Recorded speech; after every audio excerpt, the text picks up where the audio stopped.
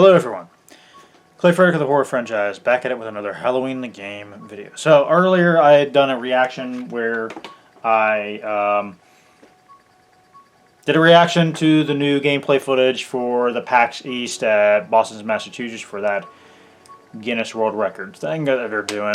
And, well, obviously, it definitely stood out amongst a lot of my videos as my excitement was through the roof, and let's just say I had a little bit of sugar in my system, and that did the trick. Yeah, I was wired.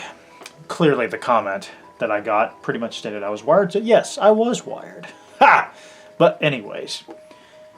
So the Reddit post on the website for this game dropped more information containing stuff about the footage and about the upcoming event that's coming at March 26th through the 29th, where not only are you going to be able to go to the place that where you dress up as Michael, which is a video I've already covered, by the way. I did it just recently.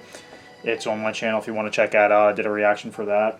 And you dress up, there's like 250 people, or maybe even more than that, that'll be dressing up as Michael to do a convention or something. And not only that,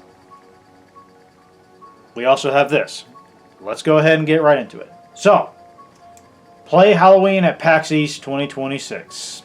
Halloween slashes into PAX East with first ever playable demo. My god, I'm jealous! The first playable demo for Halloween, the asymmetrical stealth horror game, debates at PAX East in Boston from March 26th through 29th, 2026. Developer and publisher Elphonic, co-publisher Gun Interactive, and partners Compass International Pictures and Furtherfront will also host a panel featuring Malika Akkad, who will be joined virtually by John Carpenter before attempting the Guinness World Records title for the largest gathering of people dressed as Michael Myers from the Halloween franchise. Step into a 1v4 online multiplayer experience with one player embodying the relentless Michael Myers while four other fight to survive, True to the haunting spirit of the original 1978 classic, Elphonic has meticulously crafted the gameplay, locations, ambience, music, and art direction to reflect the film's unmistakable eerie tone. Every shadow, quiet street, and flicker of light feeds into an experience designed to recreate the dread that shaped a generation of horror. The PAX East demo features the map Haddonfield Heights, a deceptively quiet Midwestern neighborhood filled with modest single-story homes, hence yards, dimly lit streets, and the abandoned Myers house. Civilians scavenge car trunks, search for escape routes, barricade themselves inside homes, and slip into risky hiding spots, all while Michael stalks from the darkness in a deadly game of cat and mouse. On Saturday, March 28th at 12 p.m. at PAX East's main theater, Elphonic will host a panel exploring how developers and original creators collaborate to build authentic, interactive worlds. The discussion will feature Malika Akkad, president of Compass International Pictures, Inc., Ryan Freeman, SVP of Compass International Pictures, Inc., Elphonic's Chief Creative Officer, Jerry Gerritsen, and Design Director Jordan Mathewson will be joined virtually by John Carpenter, director of the original 1978 film. The panel is offering fans a behind-the-scenes look at how the game honors its cinematic roots while evolving into a new medium. Later on the same day at 3:30 p.m., fans are invited to take part in an ambitious attempt for the Guinness World Records title for the largest gathering of people dressed as Michael Myers from the Halloween franchise. At the Thomas M. Menino Convention and Exposition Center, the venue hosting PAX East, participants must be dressed in Michael's signature look, the shape mask, blue jumpsuit, slick back brown hair, or appropriate wig, and a prop knife, unfortunately. And that pretty much covers it. That's all we got. That's all we got for this. But that's not the only thing we're going to break down. We are also going to go ahead and break down that footage that I've reacted to. The first shot of Michael here is pretty much him walking into the street. Now this may be either an opening cutscene Maybe it might have something to do with how the game came to an end after you supposedly kill everyone. Maybe it is an opening sequence. I'm going to lean more into an opening sequence here. So, with that being said, the next one is rather unique.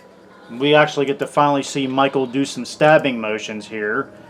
Another thing I definitely noticed is while he's slashing at this victim, you notice that there's a sound ping of some sort, like a red ring that pops up, a sound indicator that could possibly be this is obviously an NPC from the looks of it.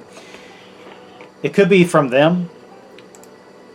Part of me thought it may have been him hitting the door that created a noise, because if you look close enough, the door is reacting to Michael's attacks, which means you could probably break down a door.